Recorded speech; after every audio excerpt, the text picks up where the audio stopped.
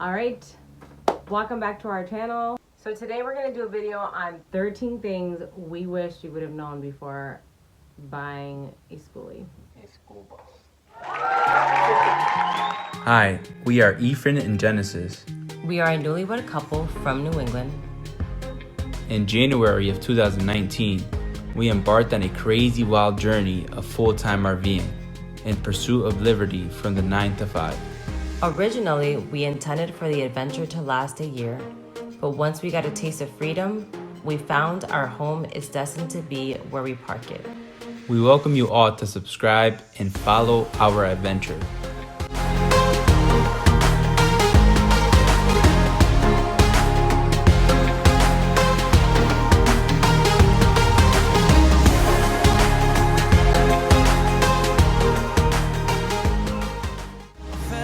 Like nothing could stop us. Sunsets, remember the colors. They were wrong, it was way more than a dream. We are Project No Destination. And this is our white picket fence. We thought it was a good idea to do this video before we actually forget all the things that we wish you would have known. Because the next thing you know, we're great, the bus is converted, and we forget all of our troubles. Number 1.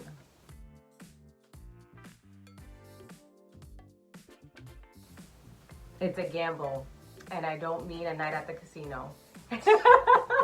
So, wait, I laughed a little bit too hard at my joke though.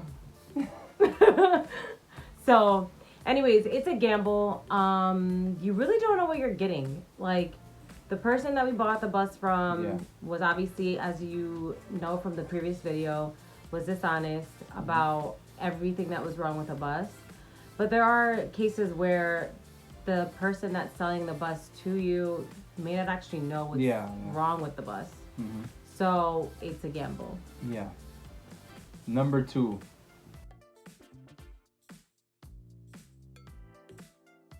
Our school bus was like an hour to an hour and a half away, which made it like pretty difficult. It slowed down production, of course, and we were tired of driving, honestly. Yeah. Like back and forth to the bus and Yeah. back to Home Depot, back to the bus, and Right. I mean, on a regular day, we were driving like almost 3 hours. Yeah. You know? And that wasn't even just actually working on the bus. It was Yeah. 3 hours a day just driving. Yeah. When we originally purchased the bus, we actually didn't have a place to put it. So we purchased it That's true. and just prayed that somebody would offer their space. And they did. I know. So I think it was a day before we had to pick it up. Yeah. Yeah, a day before we had to pick it up, we had a friend from our church just say, like, hey, do you have a place to park your bus? And they're like, we do not. So she was like, oh, park it in my driveway. And our driveway was great. It was like long, flat. We had access to electricity. Yeah. She gave us a key to her house. We were able to use the bathroom there when we needed to get water. Yeah. So it was like, in that sense, was very convenient. And thank God for her, to be honest. But that doesn't always work out that way. And we do understand from other Skoolie families that location is like really difficult in terms of some neighborhoods are not Skoolie friendly, you would say. So sometimes they would have neighbors like call the cops on them and pretty much report like, I guess, like an abandoned vehicle. Oh, yeah. So it would make it hard. Number 3. We actually didn't realize it was very difficult to obtain insurance. Insurance, yeah. Who would have thought? So we called like so many places, and we didn't actually look actively for 3 months. For the 3 months, we actually had the bus for July, August, September, October, November. Actually, we've had the bus for, wow. 5? We've had the bus for 5 months. Yeah. And we weren't actively looking for insurance that entire time. But it was difficult when we did actually look for insurance. We were trying to get a temporary tag for the bus to transport it to the shop for brakes. And yeah, everyone was pretty much saying like, hey, I'm sorry, we don't cover that. Some people didn't know what it was. Yeah. And by people, I mean like insurance companies didn't know what Skoolie was. Yeah. Some of the insurance companies said that they cover the bus when it's converted into an RV. Yeah. So, and you guys know, we are nowhere near being done. In that same category, the DMV also sometimes doesn't even know what to do, what to say. Our RV now and our truck now is registered in Polk County in Florida, and depending on the day who you speak to, they may or may not know what a schoolie is or a school bus conversion. So you do get varying answers.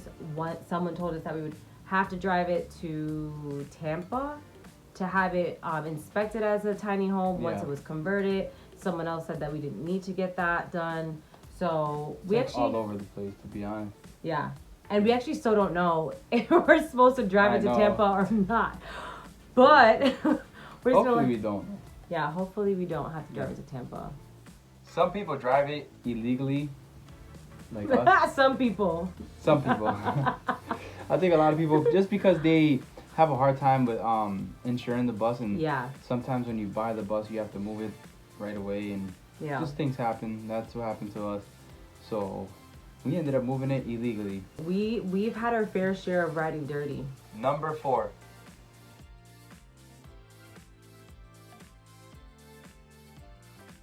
Difficult to find parts, especially if you have an older school bus. I don't know, when it comes to like the early 2000s, it's maybe a little easier, but when you're converting a 1999 school bus, it becomes difficult. I was talking to the mechanic a couple of days ago, and he was saying the biggest hurdle right now is him actually finding the parts. He said that he has no problem with installing the brake pads and installing the brake lines, but it's actually getting the parts there. He said that he found some of the parts, but then they're also going to take a long time to get there. Number 5.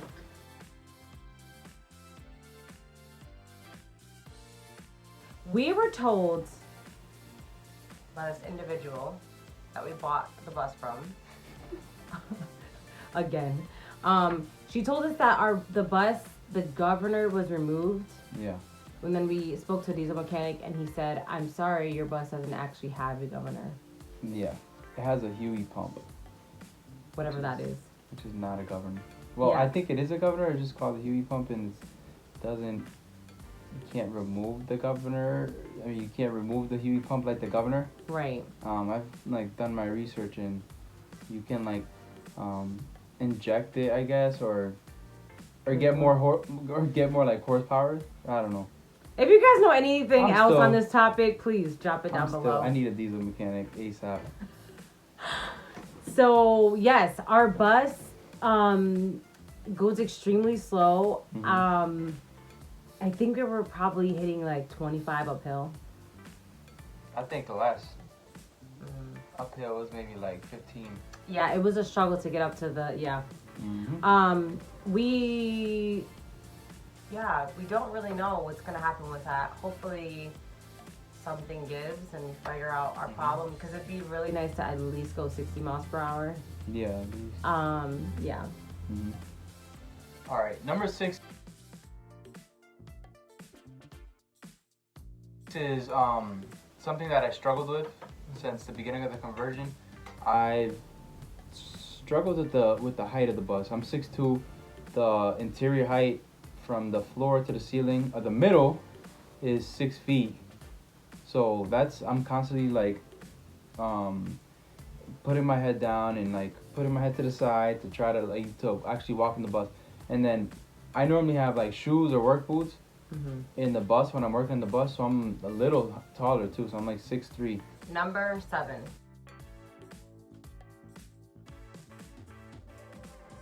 A rough ride. So we don't actually have anything in the bus right now.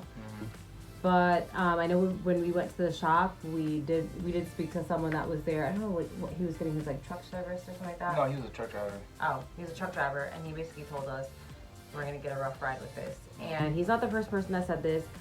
There are ways to fix that issue, but they're pricey. Yeah. Extremely pricey. Yeah, extremely pricey. I think they're called air. What is it? Air suspension, airbag suspension. Yeah. So, rough ride. Yeah. But I mean, emotionally, we've been on a rough ride for a while. Yeah. So. Number 8.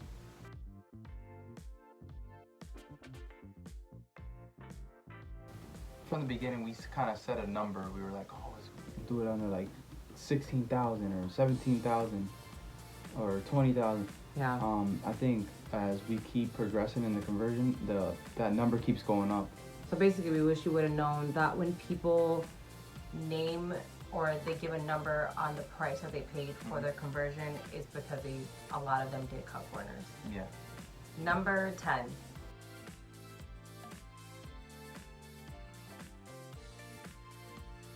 It's very, very hard work. That was dramatic. It is dramatic. It is very hard work, and I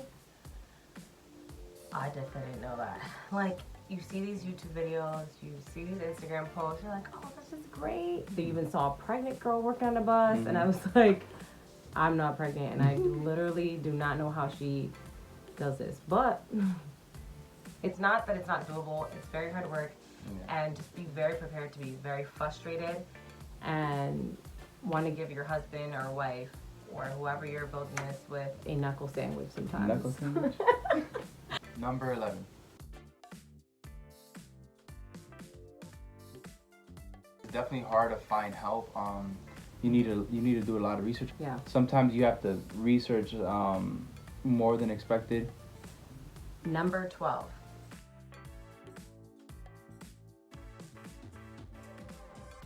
I said everything takes longer. Like, so long. I thought, I'm gonna give an example. Long story short, I thought of a brilliant idea at work. And I was like, oh my God, this is great. I'm gonna text Efren and I'm just gonna be like, listen, like I have the perfect vision for the front steps. It's gonna be a mini mudroom, right? It's gonna be a mini mudroom. It's gonna be brilliant. It's gonna be black matte, hexagon, ceramic or porcelain tiles with copper grout. Yeah. And the back is gonna be like repurposed wood that's like spray painted matte black. It's gonna be amazing. Oh man. And the steps, literally, we're not even done with the steps right now. Literally took us like a week. Like a week, yeah. And there was 3 steps. Just 3 steps and still not done. Yeah. So everything takes longer, and obviously we heard this before, nothing is straight inside of a bus. So because of that, it was like everything was a cut. Like the back was a cut, the side, this side, the front, everything was a cut. So yeah. And finally, number 13.